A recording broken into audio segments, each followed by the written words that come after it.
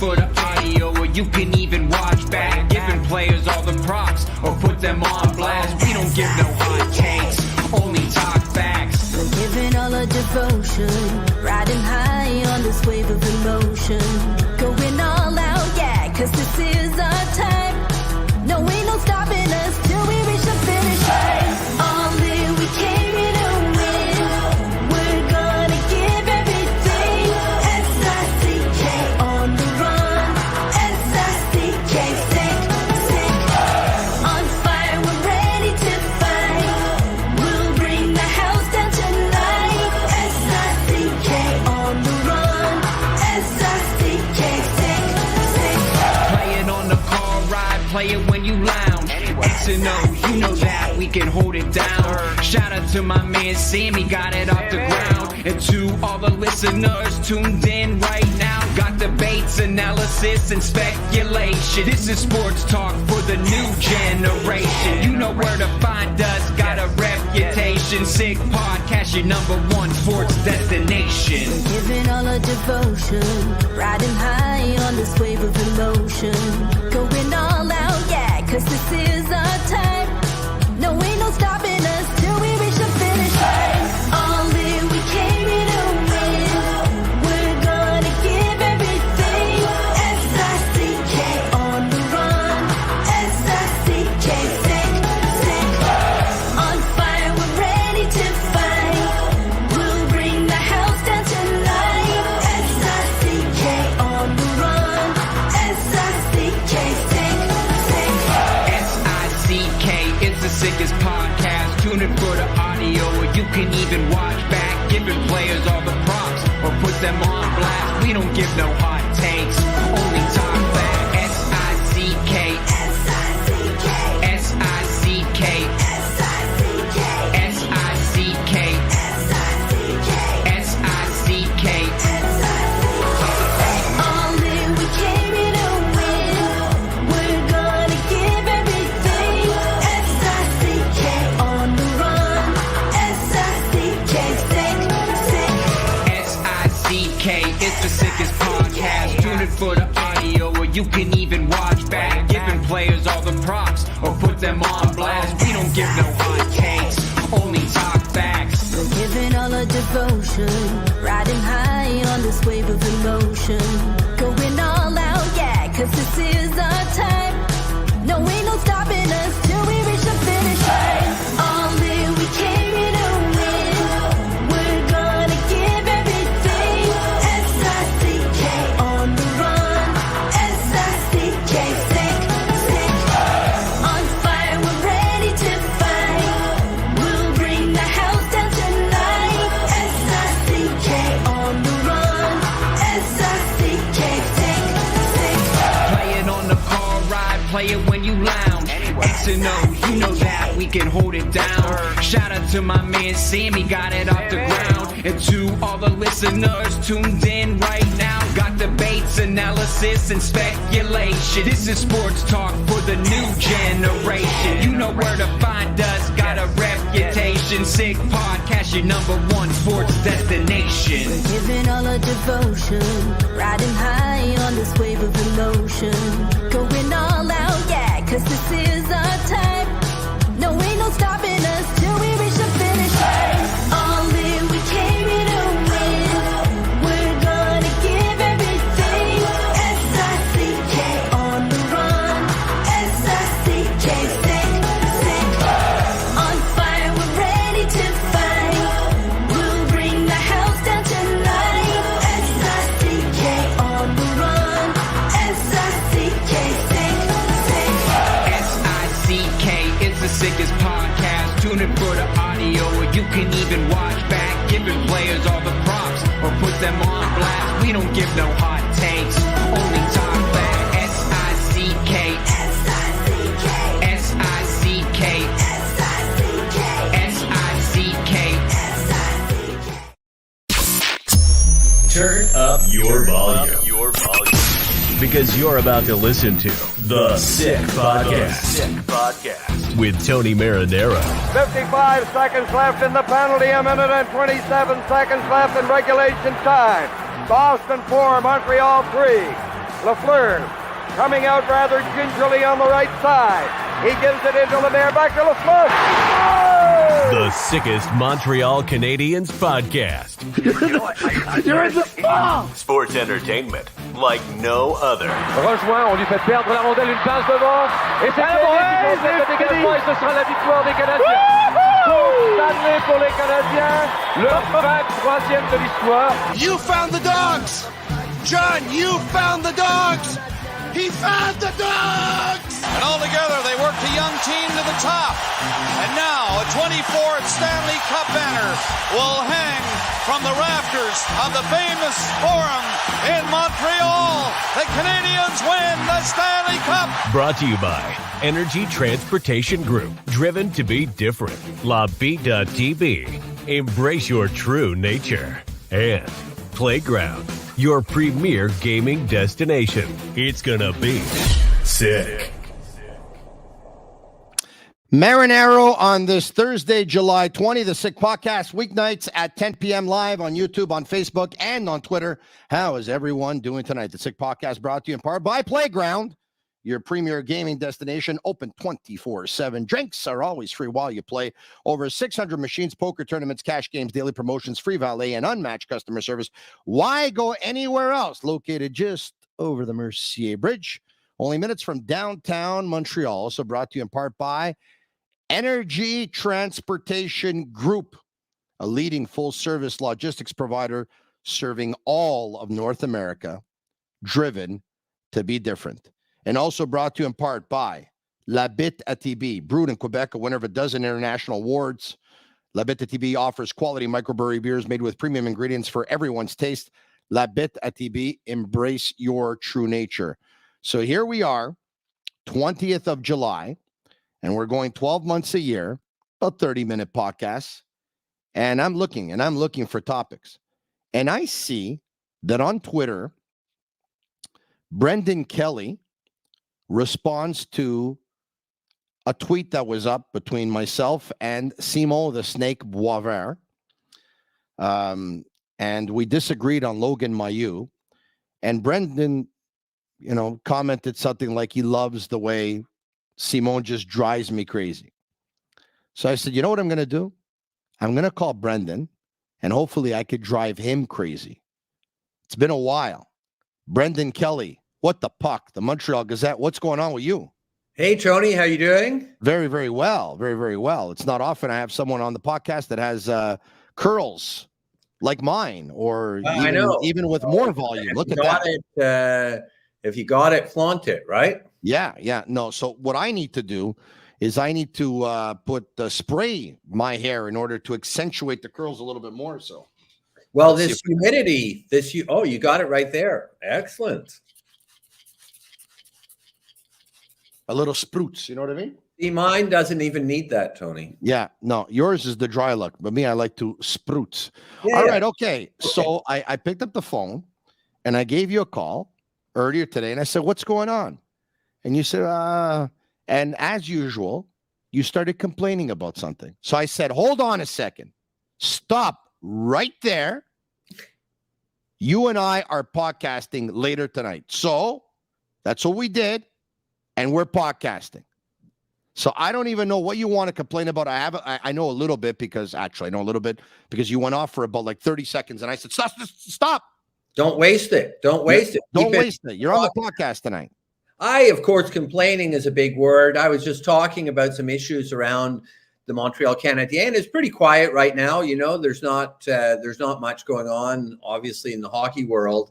But the biggest story, clearly, if I can, Guy Boucher was hired as assistant coach of the Toronto Maple Leafs earlier today. That is interesting and great for Guy. And so it's interesting, actually, a couple of Quebecois coaches becoming assistant coaches, right? With Dominic Ducharme also moving to as an assistant coach for the Vegas Golden Knights. But I mean, obviously, the big story of the summer for Montreal is the draft and picking Reinbacher at the number 5 spot instead of Michkov. That was, there was obviously quite a controversial thing. I mean, I'm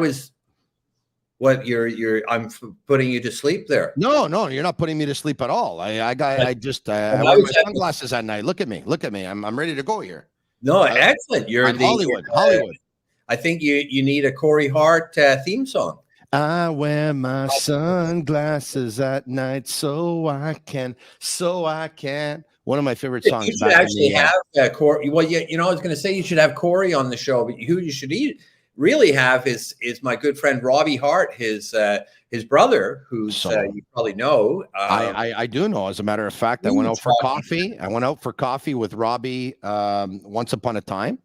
I had never met Robbie before. I loved Corey Hart growing up. I still do. I'm not going to lie to you. We tend to continue to love those that we loved when we were teenagers.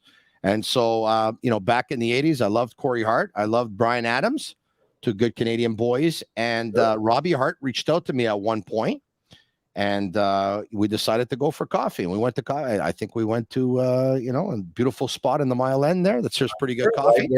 Where he lives. I've known Robbie actually since McGill. We were both at McGill in the 80s. And, he's got a new film coming. I don't think it's a secret on the Expos, a follow-up to his earlier film, but he's a huge hockey fan. So anyway, I know that. Anyway, I listen, open invitation. I'd love to have Robbie and Corey on at the same time. That's a great idea. But anyways, going back to the draft, I just find the interesting thing, and there was a piece actually in Le Journal de Montréal this morning.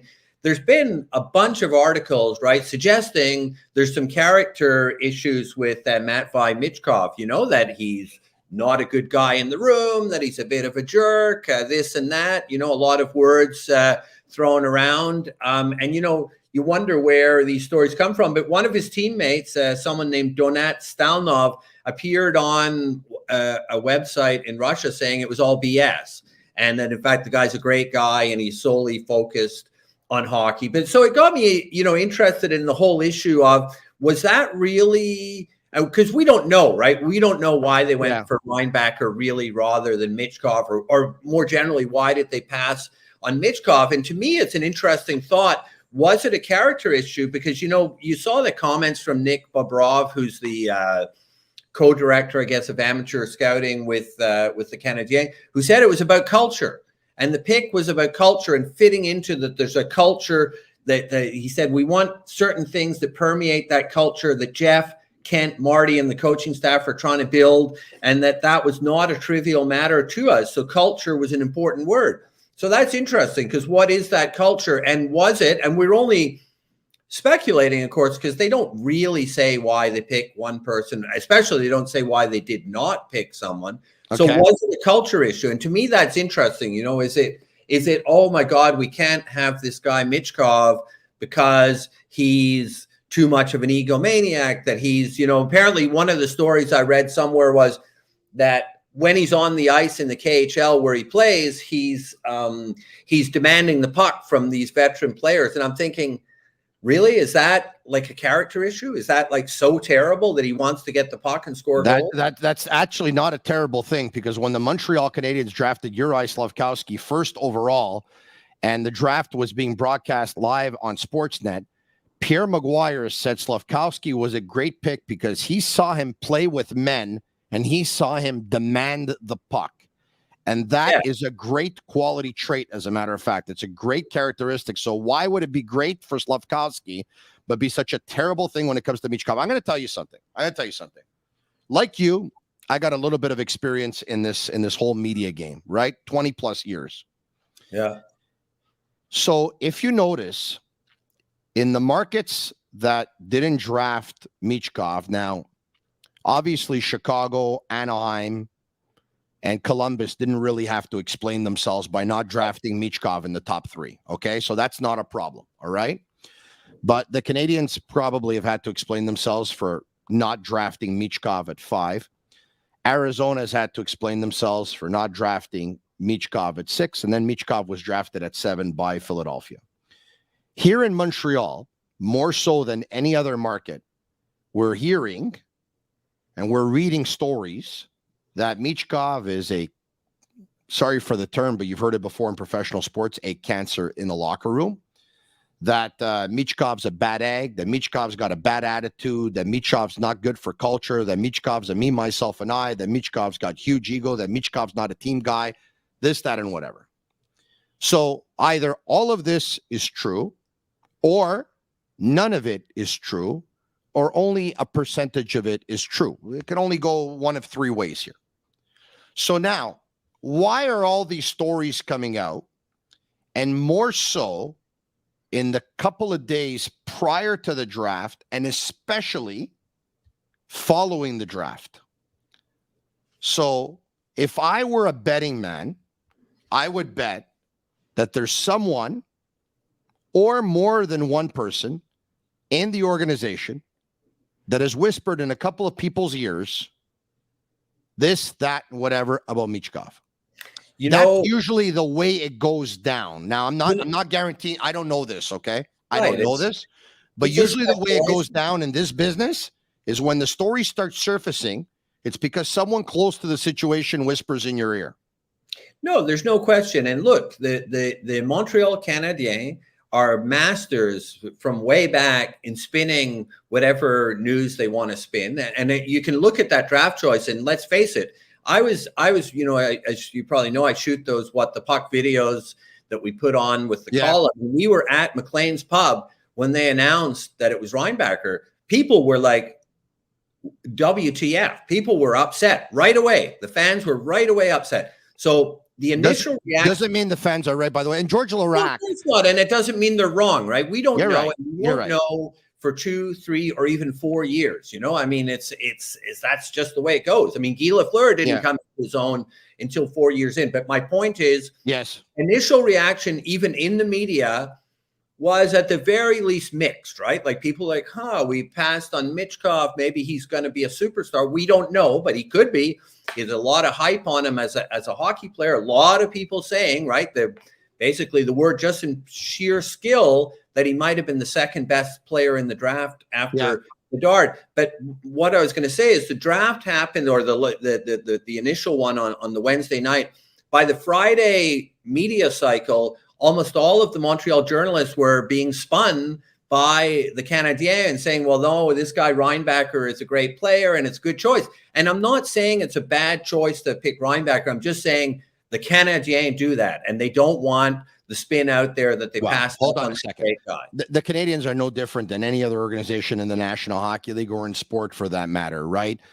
Let's just say the Montreal Canadiens. I don't think so. Let's just say the Montreal Canadiens didn't have the courage to draft Michkov because of the circumstances that we know. And those circumstances could be, he's got a 3-year contract in Russia. Will he be able to get out of that contract? Will he end up coming over? Will he end up signing an extension on his contract? What happened with his father? Does one have anything to do with the other? Yada, yada, yada. Drink from your Canadiens glass.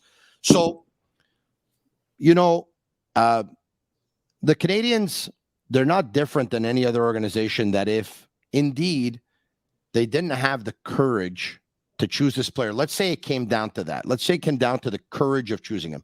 If they didn't have it, there's stories that have to come out because no one likes getting criticized 24 hours a day. And when you do, at that point, you'll tend to give some information to people so that you can kind of weather the storm. Now, I'm going to say something that's not popular, but I'm going to say it anyway.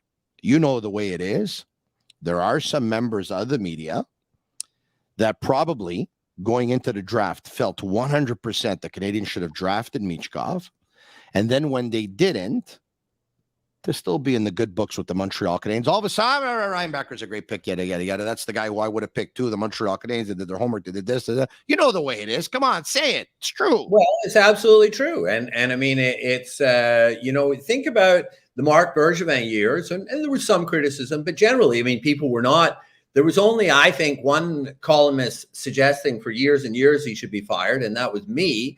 And then as soon as the guy does get fired and Kent Hughes takes over, and I'm on record as a big supporter of the Hughes-Gorton regime, but as soon as Bergevin has, in quotes, left the building, all of a sudden, all of the journalists, like you never hear anything positive about Marc Bergevin anymore. Oh, he left the place in a disaster. There was no analytics. There was no development. There was no skill development, no psychological help, blah, blah, blah, terrible contracts. Well, where was all this talk when he was actually there? So I do think, you know what? This is what happened. They weren't talking because they were getting info back then. So they needed him.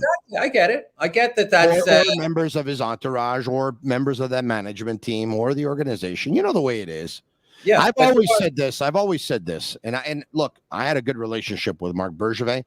Unfortunately, I don't have his number, and I haven't seen him since he was relieved of his duties. I know he came in for Guy Lafleur's funeral, and he went through, he escaped members of the media. I didn't see him, and he was like the first one out of the church on the way out, which is too bad. And I know that he hasn't talked to members of the media since, and I find that very unfortunate. You saw that thing where, that Habs TV, whatever those guys who run around, you heard that story, right? That they found him on the streets of LA.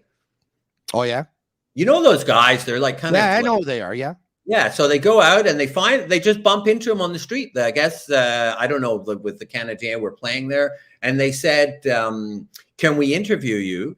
And Bergevin said to them, sure, but they're wearing jerseys, right? They're always wearing Habs. He says, but you got to take off the jersey. No, it's not an interview. It's can we take a picture with you?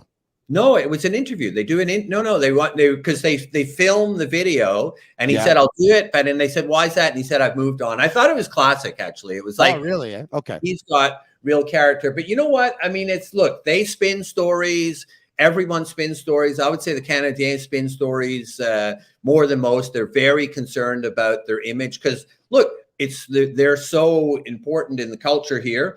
And the fact of the matter was that the fans there was a large portion of the fan base that was like, oh my God, we passed up on a potential superstar. Now as we both know, as any intelligent person would know, we don't know if they made the right choice or the wrong choice. We'll know in 3 or 4 years. It's like with Kotkaniemi. Now we know they made the wrong choice. I mean, that was, they should have taken Tkachuk, but it takes a few years usually to, it's like Wickenheiser versus Denny Savard. The consensus in 1980 was Wickenheiser was the guy to go with. So you never know, but they spin it. And you know what the spin reminds me a bit of? Because we're getting these negative stories. We don't know where the negative stories are coming from. It's a bit surprising, like to say, oh, some 18-year-old is an egomaniac, or as if it's so shocking that a potential star athlete has a big ego. But it reminds me a bit about what happened with PK Subban.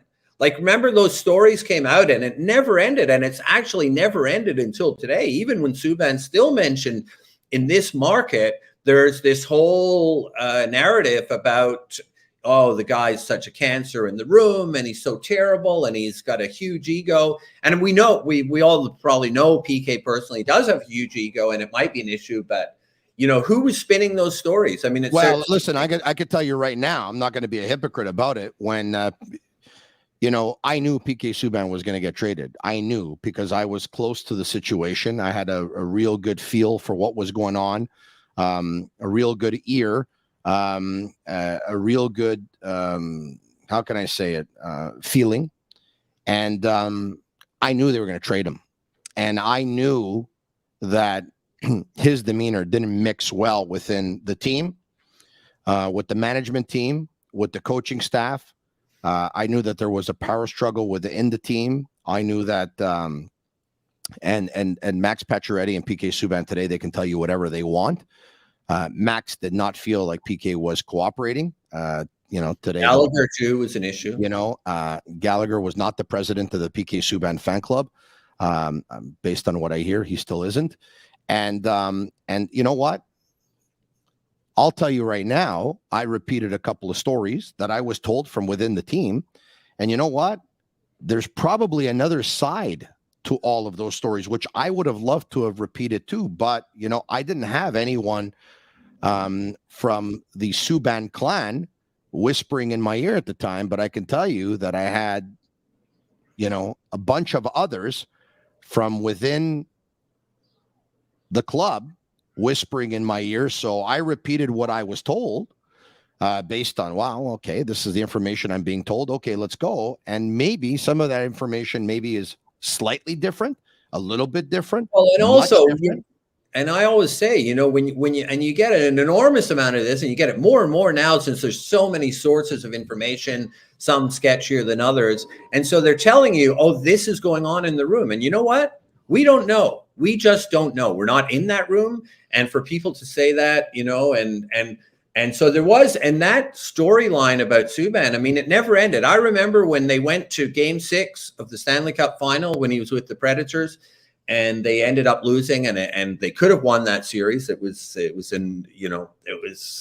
not a slam dunk for the Penguins. Mm-hmm. And as soon as they lost, I said, I'm going to switch over to RDS because I know what they're going to be saying. They're going to be trashing Subban. And sure enough, that's what they were doing and saying, oh, it was because of his conflict, because he goaded on Sid and all that. So I'm saying that, they put that storyline out there, and I agree with you. A lot of that did come from the spin meisters at the Canadiens, and that has stuck to Subban, and it helps justify, in that case, a trade that was not a hockey trade. And to bring it back to the contemporary thing, that's why when Bobrov says culture, well, that's what the Subban thing was about. I mean, Subban did not fit into the culture of the Canadiens, and that's where I begin to worry. And I don't know if it's true or not, but if the decision to take Reinbacher instead of Michkov was a culture thing, which is what the Canadiens scouting people are saying, like he's more of a good guy and he seems like a wonderful human being, right? Yeah. So,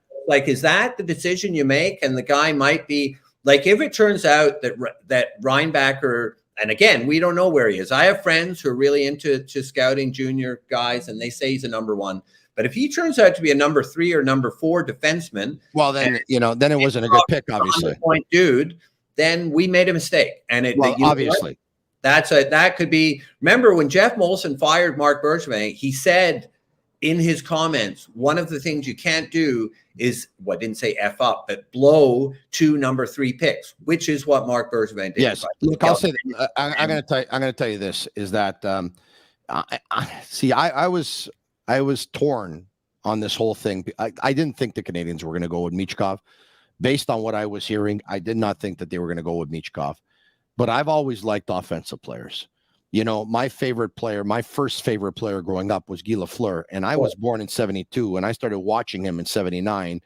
And Lafleur's career started to go downhill as of like the 81 season or whatever it was. So, or 80 and he's season. The last offensive, like real, genuine, bona fide, drafted by the Canadiens offensive star since Guy. Drafted offensive star since Guy Lafleur? Yeah. Well, Mats Naslund was an offensive star. Right. But that's shortly thereafter. Stefan Richer was an offensive star. True. So, but they're both in the mid 80s. I mean, they're both in the mid 80s. Richer in the early 90s, but yeah. Well, then he had his heyday was the late 80s. He was there for the 86 Cup. And look, great pick by Serge Savard, to pick him and to pick Claude Lemieux as well. Yeah. So we haven't had one since the team hasn't had one in 40 years, which is why the fan base, with good reason, and we'll see how it pans out. But I mean, it's like, I like excitement, and we'll see. Well, they got Caulfield now. I mean, Caulfield's got at least 40 goals in him based on what he showed us last year. Looks like it. He was on pace to score 46. Look, I got to tell you this. So I've always liked offensive players, right? I love Lafleur, and then after Lafleur, I loved Richer, and then after Richer, I loved Kovalev, and now after Kovalev, I really like Cole Caulfield and stuff like that. I like guys that score goals. All right. I like 50 goal scorers. That's what I like, right? Those are the guys that I would pay to go watch. I like to pay to go watch 50 goal scorers. Watching stay-at-home, reliable, solid, steady defenseman, it never did it for me. I may be in the minority here, but to tell you the truth, watching a goaltender who's technically perfect and all that stuff, it never really did it for me either, right? I like the guy to take me out of my seat, the guy who scores the goals. So here's the deal. Once again, only time will tell. We'll find out if Michkov comes over. He doesn't come over. If he comes over, how many goals he scores. He'll come over. If Michkov comes over and scores goals and ends up being a 50-goal scorer, the Canadiens and David Reinbacher, they better win the cup. If they don't win, I'm not even going to go with the fact that they have to win the cup, because even if Reinbacher is going to be a number 1 defenseman and Michkov is going to be a superstar on his team, I'd rather have Michkov. Even if Reinbacher is going to be a number 1 defenseman, I'm sorry, but I pay. This is personal now. This is me. It doesn't have to be everybody, okay? I would pay to go watch once again the guy who's going to, go around guys like they're not even there. He's going to stick handle them in a phone booth. Is going to score some unbelievable goals. That's who I want to go watch. So once again, And who was the player, actually, when you say that, who was the player in the last 10 to 15 years who did that on the Canadiens, who provided that excitement? The last one we had was PK Kovar. Subban. PK Subban. Well, as a defenseman, yes. As a defenseman, yes. But just excitement, Yes. scoring. I remember watching a game at Chicago Blackhawks. They need to win to clinch. He scores with 10 seconds left. The guy jumps out of the penalty box in 2014 against the Bruins, and that he had a flair for the dramatic. I'm not saying he's a superstar Hall of Fame player. I'm just saying that's the kind of excitement. And you know what? I think Cole will bring it. He's been injured, so we haven't seen the full extent of it. And he was, he's but you're right. The last guy to lift people out of their seats was Subban. I mean, Carey Price doesn't do that. It's not a knock on Carey. It's just, I'm with you. The goalie doesn't do that. And I fear that the thing with Michkov and Reinbacher is they did go with the safe choice. And the other thing about any choice you make, like you picked Shea Weber. Well, Shea Weber's only as good as where he brings the team. So I'm in agreement with you too. You could say, oh, Shea Weber's great. Well, they never made the playoffs, and then they finally did once. And you could debate, that all the asterisks around 2021, but they did make it to the final. So it's only like if you get Linebacker and he's great and he doesn't win anything with the team, then what does it matter? And Weber, let's put the cards on the table. He was colossal in that team making it to the final. He was absolutely 100%. Colossal. He was amazing. He was amazing. Two guys, him and Carey, I think they coached that team and they carried that team. Maybe add a little bit of Corey Perry in there. I mean, but those guys, it was unreal. Look, neither of them essentially. Having said that, with all the talk we heard, with all the culture and Weber this and Weber that, I was very disappointed that he wasn't around the team more than he was at the time when he was a Montreal Canadian, even out with that injury. Zero allegiance to the team. Total BS. And he should have been in the night that they paid tribute to Guy Lafleur. He should have been there. I mean, and they only brought him back under extreme duress because the fans and the media are saying, "What is this? The guy's still the captain of the team, and he's sitting there." And he went to meet the team in Seattle or something. I mean, come on. You owe it to the fans. I think they went to a football game or something or whatever. And by the way, I think what happened with Weber is one of the reasons why you saw Carey Price at the draft. I know that Carey was a former 5th pick overall, and the Canadiens were drafting 5. It sounds good, but I think the Canadiens wanted to have Carey around so that people that said, hey, Weber's not around this team anymore and he was under contract, it's not normal. Yeah. And so now they won't say that about Price. So I think they won't be inviting Carey back anytime soon since he flubbed it so badly. Forgot the guy's name. Yeah, that's was pretty bad. I think, honestly, I think they should have had Suzuki do that, but whatever. I mean, I don't understand why they have to bring players, period. No, I know. Shea Weber got Cole Caulfield's name wrong when he selected him. Right. I mean, they don't know these guys. They've never watched them play a game in their lives. I mean, so, now I don't understand how you get Reinbacher wrong. I mean, you just have to think linebacker, Reinbacher. Like if they would tell me, even if they would tell me 1 minute before, David Reinbacher, I would say, okay, what rhymes with linebacker? So I'm thinking linebacker, I go up Reinbacher. But anyway, that's just me. It was kind of embarrassing. I like the way Kent Hughes tried to pretend it was like a joke that they'd done it on purpose. That was quick thinking. Quick thinking, but he didn't fool anybody. No. But in LaSalle, we have special study habits. We pick up on tricks like this: linebacker, Reinbacker. No. Well, I mean, listen. I think for once in your life, I think you raised some good points here. Wow. Is that all of these stories? My hearing is like that of all these stories. I often hear from you, Tony. That Michkov is like the worst egg in the world. It has to be. Or it wouldn't surprise me if it's someone very close to the situation who's whispering in one or two people's ears, this, that. And once again, it could be true. It could not be true. Maybe half of it is true. But I don't care how bad his attitude is personally. Me, 18-year-olds, there's some of them that have really, really bad attitude. You can change that. I don't care how bad his attitude is. If he has more talent than anyone else in the team, I don't care if he doesn't pass them the puck. Really, I don't. And if he wants so badly to score that he's yelling at the older guys on the Russian team to give him the puck, I actually like that. I think we could use more of that. I was thinking like character, like the Patrick Waugh, character issues around Patrick Waugh too, because he's probably a bit hard to deal with in the room too. But you know what? He'll do anything to win the Stanley Cup and to win that hockey game.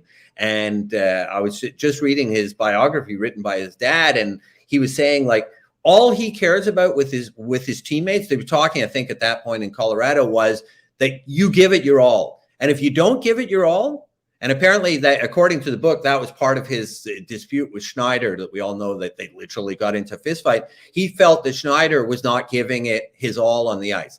So that's what Patrick cares about. Maybe it makes him a bit of an a-hole, but you know what? I think you want to have those kind of guys on your team rather than white bread, like goody guys. So I'm a bit worried that they're just like everyone, again, has got to fit into the CH culture, and it's the crest above everything else. Come on. So if Michkov would have been a Hab and he would have alienated his teammates and they would have disliked them and nobody would have wanted to play with them and he would have disrupted their team game and they wouldn't win a cup. And on the other hand, with Reinbacher, they would win a cup. Well, then the selection of Reinbacher is the good one. But if they don't win a cup with Reinbacher, and I don't even care if Michkov wins a cup in Philadelphia or wherever, okay? If neither win a cup, but they're both going to play in the National Hockey League, I would have taken the excitement that Michkov would have given me. Especially with the price of tickets the way they are nowadays, 2 good seats are going to cost you $500. Right. And again, look, so we're saying Cole Caulfield brings that excitement. I'm sure he's going to bring it for years to come. But that's it. So you know what? They don't have, it's not like they have 5 super exciting forwards out there. So if they could have added this guy, and the other name that came up in a few of the articles about Michkov and character was Phil Kessel. Yeah. That's what they said about Phil Kessel. Oh, he's a jerk. He probably is a bit of a jerk. So what? He's once he got to Pittsburgh, he turned into a mighty good hockey player that I think you like to have on your team. And look, he oddly won another Stanley Cup this year, even though he's hardly playing. But he was a big contributor to some cup-winning teams in the past. Do you all have to be perfectly okay guys? But besides which, rumors and innuendo about people's character, whether it's PK Subban or Kessel, we don't know what's going on behind the scenes. I always bring up the example with PK was Andrei Markov. Like the guy played with him for most of the time that PK was there. And they said, did you have a problem with him? And Markov's not the friendliest guy around. He said, I never had an issue with him. When somebody talks bad about somebody else, either A, it's true, or B, they wish they were them or in their situation. Exactly. That's why people say bad things about you, Tony. Because they're like, and you know what? And I know I'm not everyone's cup of tea. And I know some people didn't even agree with my move, and they had fun with it. And pretty happy guy now. Pretty happy guy. Yeah. Well, you're in a great place, and plus you're on the French radio. You're happening. French radio, French television, and the podcast, but it's good. Murphy Clinic, they're good too. An aesthetic clinic specializing in medical aesthetic care. They offer permanent laser hair removal. I know you're not going to do that on your head, as well as a wide range of treatments for skin problems such as acne, rosacea, fine lines, and more. They currently have 2 clinics, one located in Montreal Shop Angus, and the second on the North Shore in Terrebonne. They're also opening soon in Quebec City. Visit murphyclinic.ca or on Instagram at Murphy Clinic. All right. Okay. So you, Brendan Kelly. Yes. You were the director of amateur scouting. That night, the night of the draft, everyone looks at you and says, what's the pick? And you say? Michkov. And then they say, if it goes bad, it's on you. Well, the other thing that's interesting is Martin Lapointe said, which I thought was so weird, and we're talking about spin again. He said it was a unanimous decision. Why would any decision on drafting be unanimous? It doesn't even make sense. You got 8 guys sitting there. And I like Marty, by the way. One guy says, you know what? Okay, like consensus is Reinbacher, but I think it's Michkov, or I think it's someone else, So once again, how is a consensus? How is it absolutely unanimous? It's one of 2 things. Either A, all the information they gathered is indeed accurate. So it made it easy to not go with him. Or B, it's an old boys network and no one wants to be the opposition. Everyone wants to be that guy that will support their friend and their colleague. And that's not good. If you work in an organization, if I work at the Montreal Gazette, we have a meeting with 20 people. We shouldn't all agree of what we're doing. There should be a discussion and a debate. So I don't know. Either it's not true or it's a little bit disturbing that they're all absolutely on the same page. Look, the other part of this. And that's the beauty of what you do. Think about this, right? Think about this. You have opinions. The entire city and all of your readers disagree with you all the time, which leads me to believe that not everyone can be wrong and one person right. But yet, you still keep writing away. Like, you're the best, you know. You know what? Like what I say. What I say about What the Puck, honestly, the people you hear the most are the people who hate it, and I don't care, right? I don't care at all. I like that. What I love the most, Tony, is the person, and they say it every time I write a column. Someone writes on Facebook, and they said, "Oh, that's that garbage from Kelly again. I never read it." And I just start laughing. I'm like, you're posting on Facebook, reacting to my article that supposedly you don't read, but you're all reading it. And so, but another half of the people agree. And so half agree, half disagree. This is what you want to do in the media in 2023 is get a discussion going and don't be boring. And listen, you know me, I stick up for what I believe in. There's a lot of people, even including my sports colleagues, who think I'm an idiot, and fine. Listen, I'm going to tell you something. Over the past couple of days, I got a couple of calls and I got a couple of text messages from people telling me, why do you put that guy on? Why do you put that guy on? Because every now and then I have a couple of contrarians on, and you know who they are, right? Simon the Snake Boisvert, you talked about him. He's one of them, right? And you would be another. And I tell everyone this, and I'm not going to change. I like people that have opinions. I have a lot of opinions, and that's the kind of radio. That's the kind of television, and that's the kind of podcasting that I believe in. I believe in opinions because it sparks reaction. It creates debate. When you have no opinions, when you're like, I can see this, but on the other hand, I can see that. Yeah, he's good because of this, but he's not. Well, you know what? There's a lot of people that are boring that I made a very, very long career out of it. And a lot of money, but it's not my cup of tea. It's listen, a lot of respect, but it's not what attracts me. But also with you and I mean, the fact is, everything I write and people, it's clickbait and this, I don't write anything I don't 100% agree with. It's not just like I'm going to make up the opinion that goes against the grain. No, I actually believe this, and you believe what you say as well. You don't just make it up. And that's what's interesting. Well, sometimes I tend to go the other way. If there's a debate out there that's kind of like 60-40, for the benefit of my show, if I have to go with the 40, I will. Right. But I'm never going to go with something I totally don't believe in at all. Like, I'm not going to do that. But there's a lot of bland sportscasting out there, and we're exactly what you're saying is a bit of this and a bit of that, and could be this, could be that. Take a stand. Take a stand. Stand up for what you believe in. Brendan Kelly, the man who's got the nicest curls in all of Montreal and the entire province of Quebec, the nicest curls in all sports podcasts. And I'm going to try and grow my hair a little bit so I can beat him. Thanks, bud. We'll talk to you soon. All right. Man. Thanks a lot, Tony. Great chatting. All right. There you have it. Brendan Kelly of the Montreal Gazette. What the puck? It is the Sick Podcast, and it's brought to you in part by Energy Transportation Group. It's brought to you in part by Bittt, Tibi, and Murphy Clinic, as well as Playground. And I can also tell you that Playground, and I forgot to mention this before, Saturday nights is a big night at Playground. Why? Free sweet table every Saturday night as of 10 p.m. Free sweet table. Pretty cool, huh?